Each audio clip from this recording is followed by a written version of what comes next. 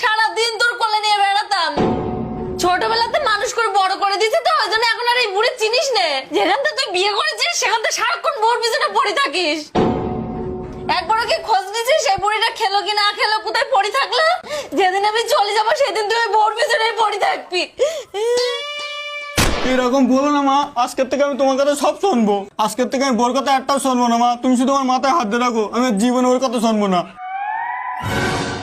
আজকের থেকে শুধু তোমারই সেবা করবো মা, আমি আর কারোর কথা শুনবো না। এই যে শুনছো, ভাতটা খেয়ে নাও। আমি খাবো না, তুমি যাও এখান থেকে। আজকের থেকে তোমার হাতে রান্নাই খাবো মা। আর আমার 10-15 দিন ধরে জামা কাপড় গুলো কাছে নিও, ওইগুলো কেসে দিও। আর এই যে ঘর বাড়ি আছে না, এগুলো একটু মুছে দিও।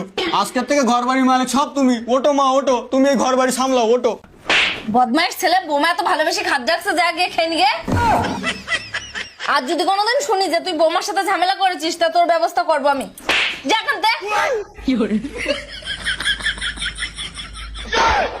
হে ভগবান, আজকে তো আমি বেশি গেলাম না, তুমি খেটে খেটে পুরো পাগল হয়ে যেতাম।